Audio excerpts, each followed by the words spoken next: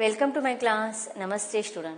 बच्चों, आज हम कक्षा 10वीं की पाठ्य पुस्तक क्षितिज भाग 2 का अध्ययन करने जा रहे हैं, जिसमें हम चैप्टर नंबर 12वां पढ़ेंगे, जिसका शीर्षक है लखनवी अंदाज।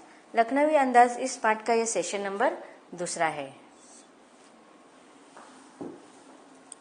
लखनवी अंदाज इस पाठ के जो लेखक है उनका नाम है यशपाल जी। यशपाल जी यह एक कहानी लिखना चाहते थे, नई कहानी लिखना चाहते थे।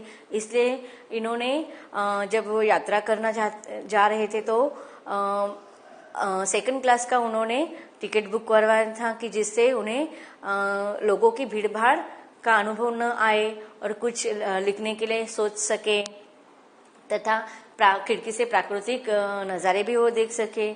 और जल्दी में दौड़ते दौड़ते वह ट्रेन पकड़ते हैं और जैसे ही वह अपने उस डिब्बे में जाते हैं तो उनको वहां पर पहले से ही एक नवाब आया हुआ बैठा हुआ दिखाई देता है। अब वह जैसे ही लेखक वहां पर एंट्री करते हैं तो वह थोड़ा असंतोष उसके चेहरे पर दिखाई देता है। किसके? उस नवाब के। क्यों? क्योंकि जब लेखक वहां पर गए थे तब वो अकेला था और लेखक वहां पर जाने से उनका एकांत में बाधा आई थी। और दूसरा कारण लेखक बताते कि शायद उस लेखक ने क्या देखा था कि वहां पर तौलिए पर एक खीरा रखा हुआ था और खीरा जैसे उस नवाब को ऐसा लगा कि खीरा जैसे अपदार्थ को खाते हुए जब लेखक ने उसको देखा तो वह उस थोड़ा संकोच कर रहा था लेखक के सामने। अब यहाँ पर खीरा को अपदार्थ क्यों माना गया है? क्यों लेखक ने खीरा के लिए अपदार्थ इस शब्द का प्रयोग क्यों किया है? क्योंकि खीरा जो होता है वह सामान्य लोगों का खाने का पदार्थ, खाद्य पदार्थ माना जाता है तथा वह कहीं पर भी आसानी से उपलब्ध हो सकता है। लेकिन अब देखो जो व्यक्ति है वह कैसा है? नवाब है और नवाब के लिए इस प्रकार से सामान्य पदार्थ को किसी सामान्य व्यक्ति के लिए सामने खाना यह उसके शान के लिए अच्छा नहीं लगा होगा, इसलिए वह थोड़ा संकोच जाता है। इन दो कारण से लेखक कहते हैं कि उसके चेहरे पर मुझे असंतोष के भाव दिखाई दिए। आगे लेखक उन दोनों के बारे में हमें बहुत सारी जानकारी देते हैं। देखते हैं उसके अगले परिच्छेदों के द्वारा हम उसको पढ़ते हैं। तो बच्चों चलो अब हम अगले परिच्छेद पढ़ लेते हैं, जिससे लेखक हमें क्या बताना चाहते हैं ये समझ में आ जाएगा।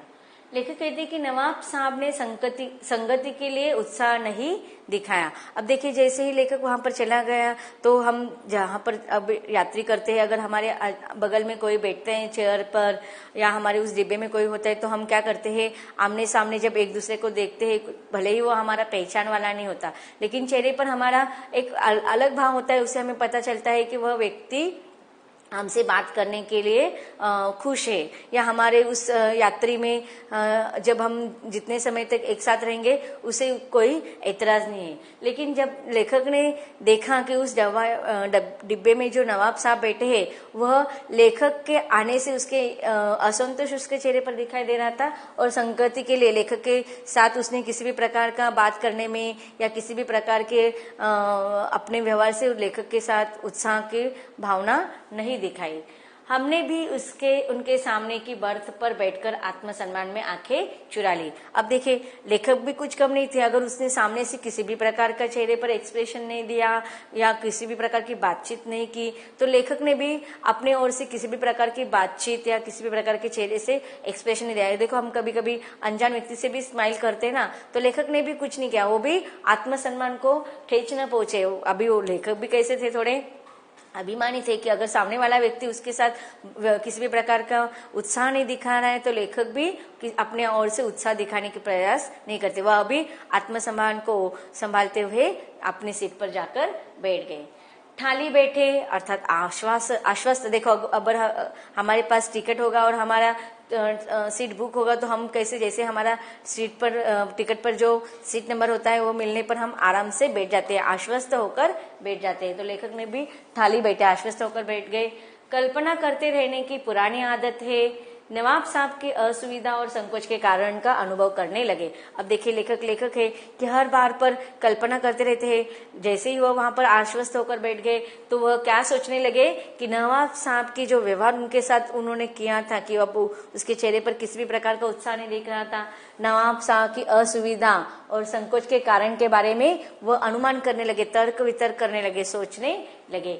संभव है नवाब साहब ने बिल्कुल अकेले यात्रा कर सकने के अनुमान में किफायत के विचार से सेकंड क्लास का टिकट खरीद लिया हो और अब गवारा न हो कि शहर का कोई सफेद पेश उन्हें मंजिले दर्जे में सफर करता देखे। अब देखिए नवाब साहब, लेखक अनुमान करने लगे, सोचने लगे कि नवाब साहब के इस प्रकार का अनुत्साहित का व्यवहार जो उन्होंने किया था उसके पीछे के कारण पर वह विचार कर रहे, वो सोचने क्या लगते हैं।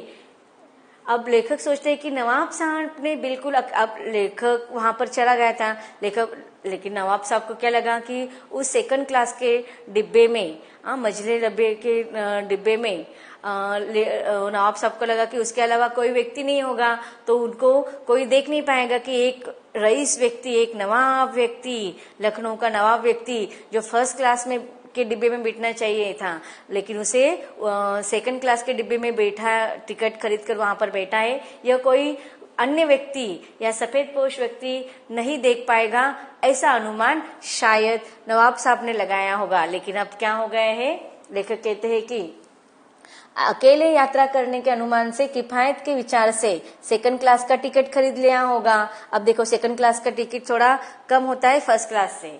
अब गवारा न हो कि शहर का कोई सफेद पोश उन्हें मंजिले दर्जे में सफर करता देख। अब उस नवाब साहब को यह बात थोड़ी मन में खटक रही थी कि शहर का कोई सफेद पोश व्यक्ति अर्थात सर्वसामान्य लेखक के जैसे जो व्यक्ति थे वह उस नवाब साहब को किसी मंजिले दर्जे के डिब्बे में सफर करते हुए देखेगा, ऐसा अनुमान नवाब साहब ने नहीं लगाया होगा, इसलिए वह चुप्पी साधे बैठा होगा। कौन? नवाब साहब। अकेले सफर का वक्त काटने के लिए ही खीरे खरीदे होंगे। अब लेखक कहते हैं कि उसने सोचा था कि वह अकेले आराम से उस डिब्बे से चला जाएगा, डिब्बे में बैठकर, और अपने अकेलेपन को दूर करने के लिए उसने क्या किया होगा, एक खीरे खरीद लिए होंगे। और वक्त काटने के लिए समय का अनुमान, मतलब देखो कभी कभी हम यात्रा करते तो हमें कंटाल आता है, यात्रा में समय नहीं बीतता, तो इस प्रकार उसने, नवाब ने समय काटने के लिए खीरे खरीद लिए होंगे। और अब किसी सफेद पोश के सामने खीरा कैसे खाए। अब देखो एक तो वह पहले से अब देखो वो क्या सोच रहा है नवाब साहब, लेखक के अनुमान लगाने शुरू हो गए कि एक तो उसने मंजिले दर्जे का जो टिकट निकाला था वह सर्वसामान्य व्यक्ति के सामने उसकी पोल खुल गई है, और दूसरा कि वही सफेद पोश व्यक्ति के सामने सर्वसामान्य लोगों के जो खाने की चीज होती है खीरा, जो कहीं पर भी उपलब्ध हो सकता है आसानी से, ऐसे सर्वसामान्य चीज को खाते हुए, खाद्य पदार्थों को खाते हुए जब सफेद पोश व्यक्ति ने देखा तो वह उसके सामने कैसे खाए जाए, इस संकोच से शायद नवाब साहब उनसे बात नहीं कर रहे थे या उनके चेहरे पर असंतोष दिखाई दे रहे थे, ऐसे अनुमान लेखक लगा रहे हैं। आगे लेखक कहने लगे कि हम कनखियों से नवाब साहब की ओर देख रहे थे। कनखियां, अब देखिए आप भी करते हो ना, एग्जाम के समय उत्तर नहीं आते प्रश्न के, तो आप क्या करते हैं, इधर उधर के बच्चों के आंसर देखना चाहते हैं, आंख तिरछी करके देखते हो ना, तो उसी प्रकार से लेखक भी आंख तिरछी करके नवाब साहब की ओर देख रहे थे। मतलब उसकी गर्दन नीचे थी, नवाब साहब की तरफ नहीं थे, लेकिन आंखों के तिरछी करके वो नवाब साहब की ओर देख रहे थे। नवाब साहब कुछ देर गाड़ी की खिड़की से बाहर देखकर स्थिति पर गौर कर रहे थे। ओह, नवाब साहब ने सहसा हमें संबोधन किया। आदाब अर्ज जनाब, खीरे का शौक फरमाए। अब देखो अब तक दोनों चुप्पी साधे बैठे हुए थे, लेकिन अचानक से नवाब साहब उनसे बातें करने लगे, संबोधन किया। अब देखो कभी भी हम मिलते हैं तो हाय बाय नमस्ते हेलो एक दूसरे से करते हैं, तो उसी प्रकार नवाब साहब ने उन्हें आदाबर्ज की शुरुआत में संबोधन करने का एक आदरयुक्त शब्द है। जनाब खीरे का शौक फरमाएंगे। अब लेखक को वह खीरा खाने के लिए कह रहे हैं। लेखक कहते हैं नवाब साहब का सहसा भाव परिवर्तन अच्छा नहीं लगा। अब देखो लेखक शुरुआत में उसके साथ बातचीत नहीं की, असंतोष का भावना उसके चेहरे पर दिखाई दे रहे थे, और अचानक से लेखक के साथ वह बात करने लगा तो यह जो भाव परिवर्तन हुआ था अचानक से, तो लेखक को वो कुछ अच्छा नहीं लगा। भाप लिया आप शराफत का गुमान बनाए रखने के लिए हमें भी मामूली लोगों की हरकत में लथेड़ लेना चाहते हैं। जवाब दिया शुक्रिया, किबला शौक फरमाइए। अब देखिए लेखक भी क्या कम नहीं थे, वह भी अब थोड़ा आत्मसम्मान था ना उनके अंदर भी, तो वह कहते कि शुरुआत में उनसे बातचीत नहीं की और अब वह खीरा खाने के लिए कह रहे, तो लेखक ने भी थोड़ा अकड़ के साथ कहा शुक्रिया किबला शौक फरमाइए, मतलब मुझे नहीं चाहिए, आप खा लीजिए। आगे लेखक कहते हैं कि नवाब साहब ने फिर एक पल खिड़की से बाहर देखकर गौर किया और दृढ़ नीचे से खीरों के नीचे रखा तौलिया झाड़कर सामने बिछा लिया। देखो अब इन परिच्छेदों में लेखक के द्वारा नवाब साहब ने किस प्रकार से उस खीरे को काटा, इसका वर्णन किया है कि उन्होंने खीरों के नीचे रखा हुआ तौलिया झाड़कर सामने बिछा दिया, फिर सीट के नीचे से लोटा उठाकर दोनों खीरों को खिड़की से बाहर धोया और तौलियों से पोंछ लिया, जेब से चाकू निकाला, दोनों खीरों के सिर काटे और उन्हें गोदकर झाग निकाला। अब देखिए खीरों के जो सिरा होता है वो ऊपर का भाग वो क्यों काटा जाता है, क्योंकि कभी कभी वो जो ऊपर का भाग होता है ना वो थोड़ा कड़वा होता है, इसलिए देखो हम भी ककड़ी काटते हैं तो ऊपर के भागों को काट लेते क्योंकि वो टेस्ट में थोड़ा कड़वा होता है, तो उसका कड़वापन निकल जाने के लिए वह हम ऊपर से काटते। तो उस नवाब ने भी वैसा किया कि दोनों खीरों के सिर काटे और उन्हें गोदकर झाग निकाला, मतलब अंदर का जो होता है वो चीजें निकाल दी। फिर खीरों को बहुत एहतियात से छिलकर फांकों को करीने से तौलिए पर सजाते गए। अब देखिए उसकी एक एक क्रिया का वर्णन लेखक ने किया है कि किस प्रकार से उसने खीरों को बहुत ही आसान मतलब अच्छे तरीके से छिलकर उसके जो छिलके होते हैं उसको निकाल दिया और फांकों को कि देखो हम अलग अलग टुकड़े करते हैं ना, उसके 4 ऐसे टुकड़े करते हैं, तो उन टुकड़ों को करीने से तौलिए पर अच्छे से सजा दिया। लखनऊ स्टेशन पर खीरा बेचने वाले खीरे के इस्तेमाल का तरीका जानते हैं। अब देखो लखनऊ के जो लोग होते हैं वह बेचने वाले जो लोग होते हैं खीरा को उसके तरीकों से बहुत अच्छे वाकिफ होते हैं। इसका वर्णन लेखक करें कि ग्राहक के लिए जीरा, मिला नमक और पिसी हुई लाल मिर्च की पुड़िया भी हाजिर कर देते हैं। अब देखो जब हम खरीदने जाते हैं तो वह हमें काट कर ये सारी मिर्च विर्च लगा देते हैं, नमक विमक, लेकिन अगर हमें काट कर नहीं चाहिए तो हम पुड़ी में वो कागज की एक पुड़ी में जीरा और नमक मिला हुआ और पिसी हुई लाल मिर्च अलग से दे देते हैं। नवाब साहब ने बहुत करीने से खीरे को फांकों पर जीरा, मिला नमक छिड़का, फिर लाल मिर्च की सुर्खी बुरक भी छिड़कने लगे। उसकी प्रत्येक भाव भंगिमा और जबड़ों के स्फुरन से स्पष्ट था कि उस प्रक्रिया में उसका मुख खीरे के रसास्वादन की कल्पना से प्लावित हो रहा था, मतलब पानी आ रहा था। अब देखिए जैसे कोई भी अब वह सर्वसामान्य खाने की चीज है, लेकिन जिस प्यार से वो कर रहे थे तो इससे पता चलता है कि नवाब को वह चीज बहुत ही प्यार पसंद होगी और एक एक वो उसकी जो खीरे को काटना, उसके छिलके निकालना, फिर उस पर जीरा और नमक का मिला हुआ और अलग से लाल मिर्च को छिड़कना, यह सारी प्रक्रिया से लेखक कहते कि उनके मुख से उसके रसास्वादन की, उसके स्वाद की कल्पना से ही उनके मुंह में पानी आ रहा था।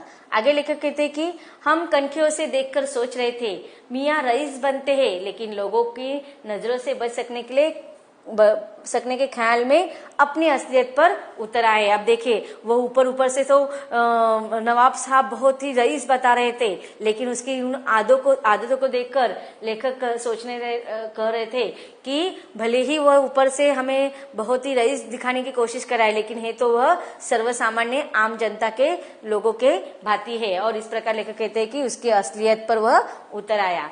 नवाब साहब ने फिर एक बार हमारी ओर देख लिया। वल्लाह शौक कीजिए, लखनऊ का बालम खीरा है, एक विशेष प्रकार के पदार्थ के खीरे का नाम है। नमक मिर्च छिड़क दिए जाने से ताजे खीरे की पनी आती फांकों को देखकर पानी मुंह में जरूर आ रहा था, लेकिन इनकार कर चुके थे। अब देखो वो खीरे के लिए और एक बार लेखक से कहते कि आप लेंगे क्या।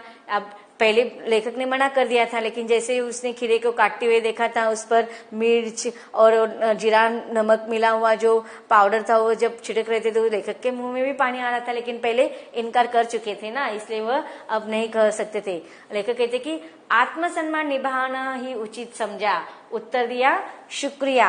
इस वक्त तलब महसूस नहीं हो रही, अर्थात इस वक्त खाने की इच्छा नहीं हो रही है, मैदा भी जरा कमजोर है, किबला शौक फरमाइए। अब देखिए लेखक कहते हैं कि वह उनका जो पित्तक्षय जो है एसिडिटी होती है उनका, वो कहते हैं कि थोड़ी एसिडिटी हो रही है मुझे, और मुझे खाने की इच्छा भी नहीं हो रही है, और शायद खीरा खाने से और भी बढ़ सकता है, इसलिए वो कहते मना कर देते हैं।